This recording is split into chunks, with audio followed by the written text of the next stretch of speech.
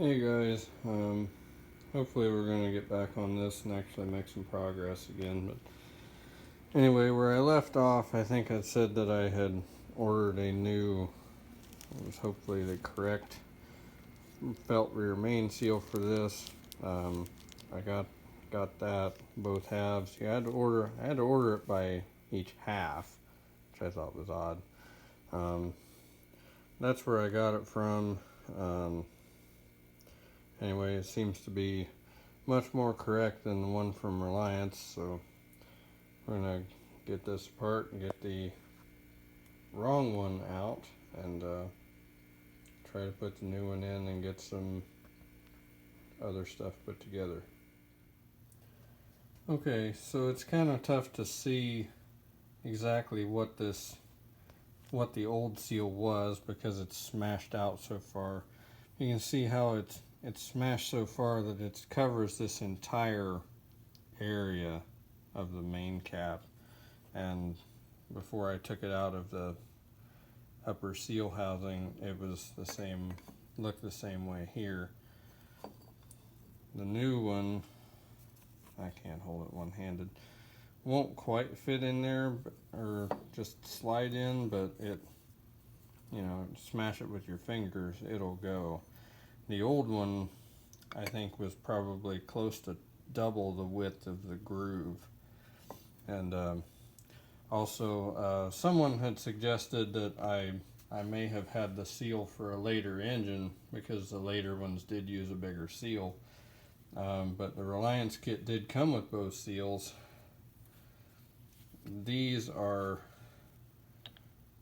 That is the monstrosity they sent for the later engines. Now, I don't know how wide those actually are supposed to be, but if they're anything like the earlier ones, that's probably way too big.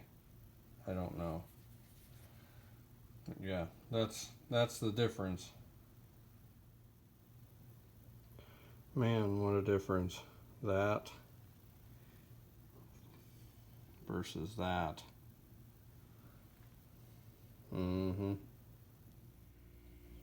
Okay, so I've got the main cap back on, bolts are torqued, new seal is in.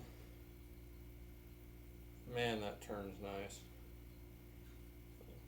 That's what we were looking for. Okay, so I've cleaned up the pieces of my oil pressure relief valve. They go into this hole here in the side of the block. So put them together. I'm just gonna put a light coat of oil on everything and put it together.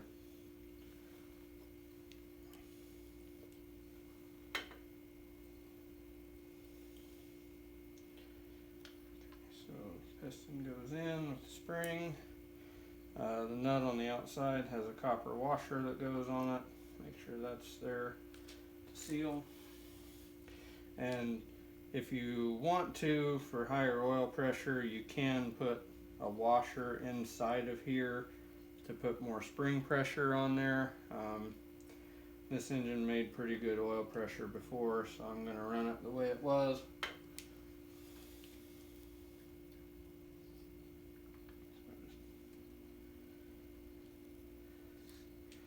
Compress that spring and screw in the plug.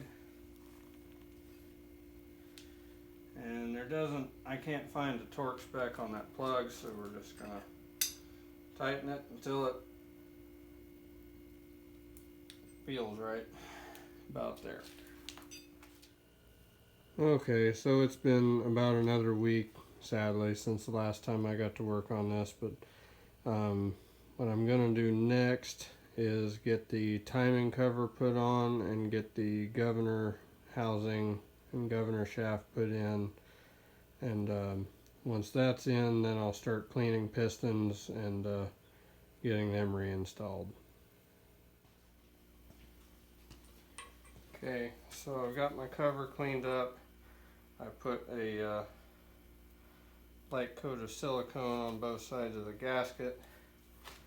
I don't know that that's really necessary, but it makes me feel better about it. And if you've watched the video on how to seal one of these up, the guy that does the video recommended making a guide tool to go here where the seal goes, so that the seal bore is centered on the crankshaft. So he made his out of PVC pipe. I didn't have any PVC that would work, so I made one out of aluminum, but it does the same thing. So we'll get this slid up there.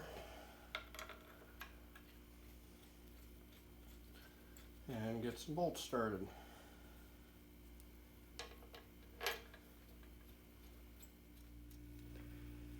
Okay, so now the governor assembly is going back on.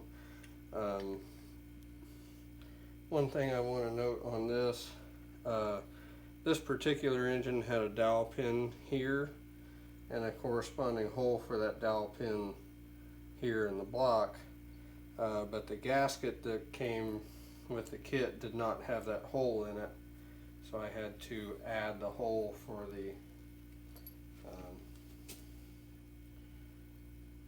that dowel.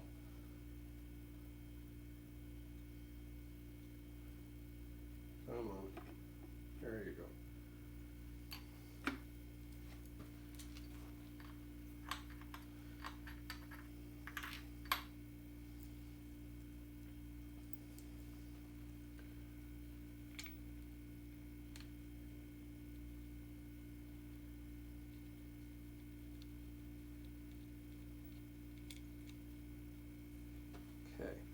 And because this is an aluminum casting, these all had thick flat washers on them, in addition to a lock washer and a fairly big nut.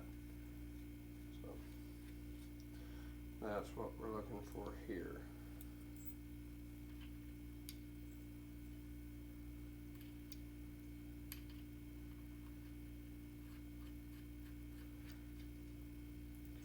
And the timing of that gear does not have to be timed with the crankshaft as far as your ignition timing, because all that will all depend on where you place the distributor in when we get to that point. One thing about all of these bolts that I think is, well, I don't know if it's interesting or not, but the INT manual does not give you a torque spec for any of these bolts. So you just have to kind of use your imagination. That reminded me of something that I thought was interesting. I have a friend who, I think he still does, he does a lot of work on, you know, really exotic antique cars. Like he's worked, one of the cars under his care is a 1927 Rolls Royce, and I think they had changed by the time they made that car, but he said very early shop manuals for Rolls Royce vehicles did not include a torque spec for any bolt anywhere.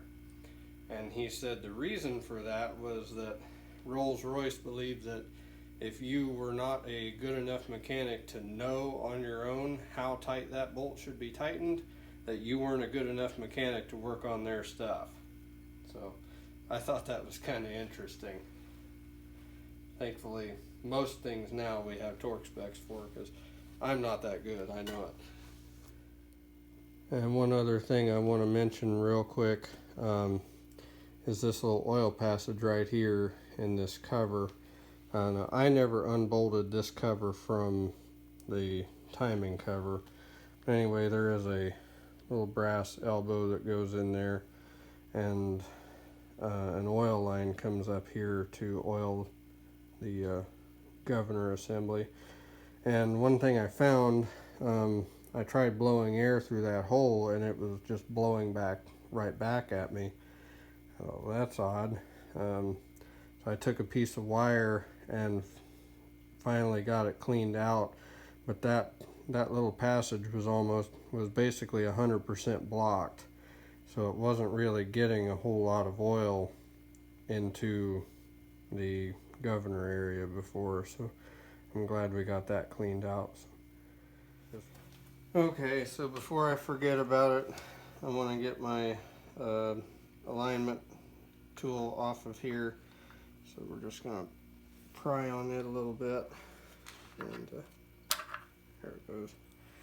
Slide it off, and we've got our new seal. The seal's got a rubber lip on one side, and it's got a felt on the other side.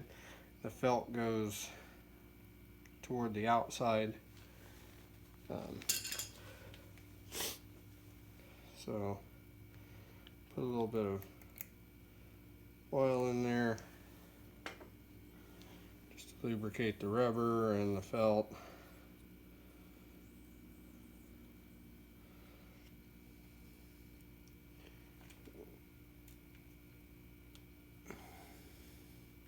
Come on, you want to go.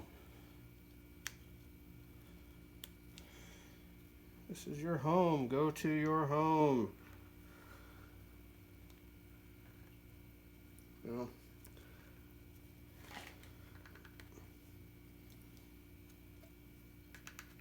there it goes. Okay. Now we'll take our super specialized seal driver to 1.5 inch socket, and we'll just drive it in.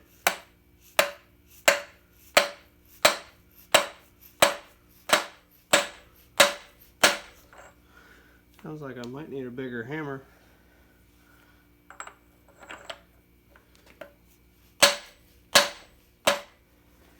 Well, we're going to get the nuclear option out.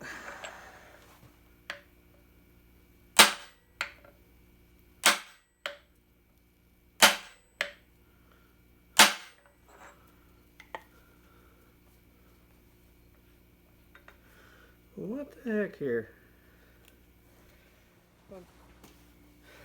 Okay, so future note to self, if you're going to use a socket to drive a seal on over a shaft, make sure the depth of the socket is more than the length of the shaft sticking out.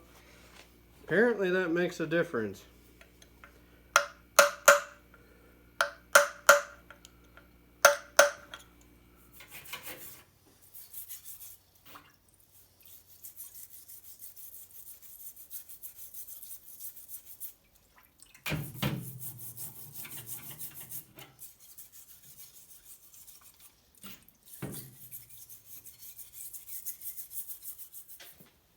Okay, so we've got our number 1 piston cleaned up.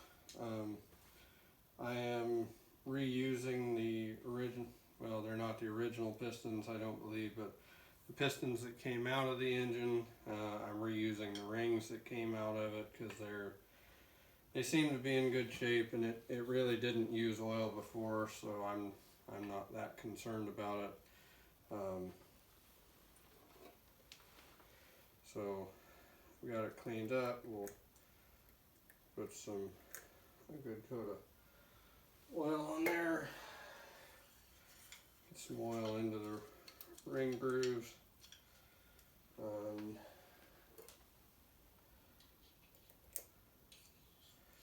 Oil up the skirts and the wrist pins.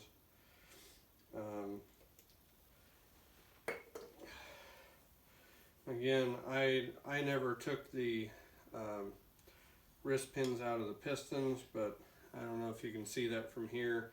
Right now the wrist pin is centered in the piston and the rod is offset to one side. Now on number 1 and number 3, the rod will be offset toward the back of the engine. On number 2 and number 4, the rod will be offset toward the front. So I don't really know why they did it that way, but they did. So we just follow the rules putting it back together. So slide that down in there.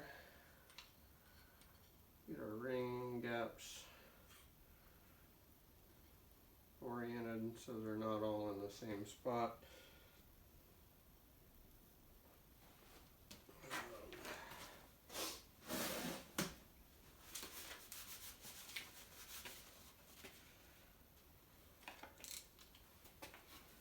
Take our piston ring compressor, which looks like it needs to go bigger.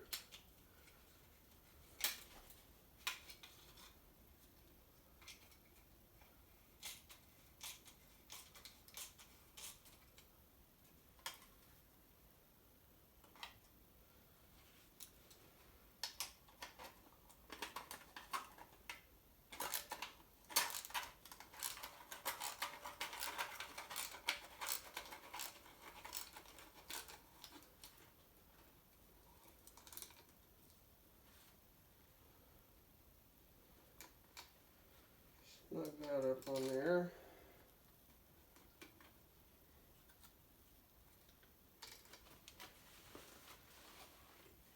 And then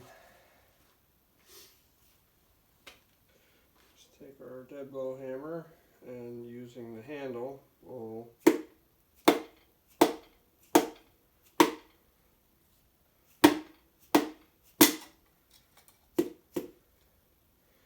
knock it down in. Okay, so I don't have any assembly lube on this bearing yet because I want to plastic gauge it, see how much clearance I have. The rod bearings are used, but they looked like they were in pretty good shape. This engine did have one shim on each side. They're 2.5 thousandths thick.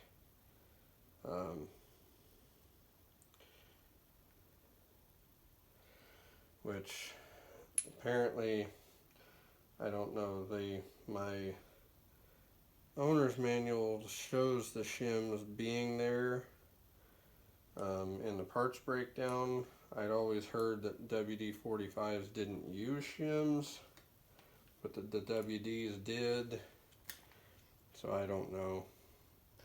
Anyway, I don't know if this is factory, but there are some numbers stamped on this side of the connecting rod and the cap. So they need to match up because that's how they were before. And so we will set that in place. Start the nut.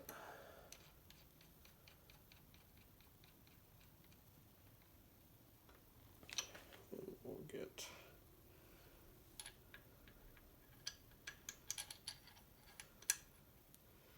that one in place. Start the nut.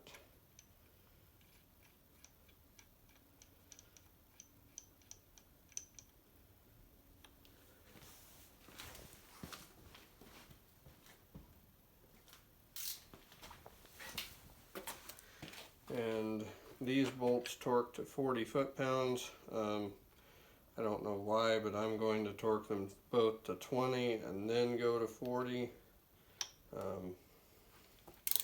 I don't know if that's really a necessary step or not, but that's how I'm going to do it.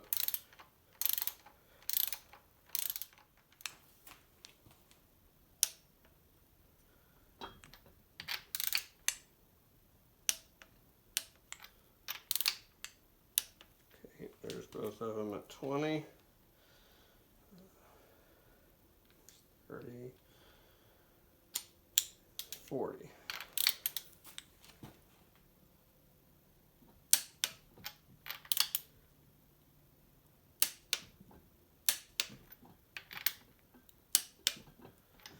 Okay.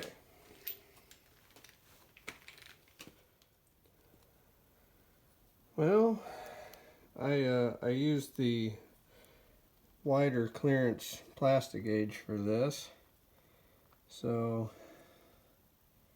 right now I am somewhere, focus, somewhere between 5 and 6 thousandths on that one. which is quite a bit wider than I would like to be. And I'm debating, because I have never messed with an engine that had shims in it. Part of the purpose of the shims was so that, well, on the earlier engines, so that you could remove the shims and gain back or tighten your bearings up a little bit. So I'm thinking about trying that. I think I'm going to try it and see what it does. Okay, it looks like it really smashed it to the extreme, but this is still the extra big plastic gauge. See if I can get this so it shows up right. So it's showing about 2 thousandths clearance with the shims out. And if we come over and look at the book specifications, where is it? Rod bearings, diameter clearance, come all the way over here. Yep, that's the WD45 column. Acceptable is 1 to 3, so 2 is right in the middle.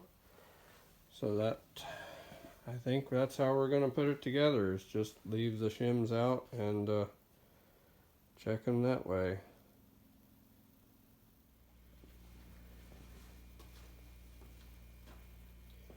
Okay, so I've got it torqued down, got assembly lube in it, and it turns over nicely, so I think we're okay. Well, we've got all 4 pistons and rods back in. I ended up leaving the shims out of all 4. They all check between 2 and 3 thousandths without the shims, so I'm gonna call that good. Hopefully that'll improve my oil pressure a little bit. It had decent oil pressure most of the time running, but it was low. I mean, when it got up good enough to temperature at idle, it definitely had low oil pressure, but it should be plenty good now. Between the new main bearings and the tightened up rod bearings. We've got our timing cover on, got our governor assembly on. So the plan from here, I'm not going to tonight. I'm going to put the oil pump in, get the oil pan on, get the bottom end buttoned up, and then I'm not going to do any more assembly from there on the stand, because, you know, this is a cheap Hobo Freight engine stand. I don't really trust it. So next thing I'm going to do is get the clutch and flywheel ready to go, and then we will put the short block back into the tractor once that is done, and then put the head and the manifold and everything, all the rest of it back together once the short block is back in the tractor. So anyway, I know this one got kind of long again. I apologize for that, but if you're still here, thank you so much for watching, and I do appreciate it. I noticed my subscriber count was up to, I think, 402 the last time I looked. So if you're a new subscriber, I do thank you for that, and all the guys who've been around for a long time, I thank you guys too. And again, thank you for watching, and hope you all have a good one.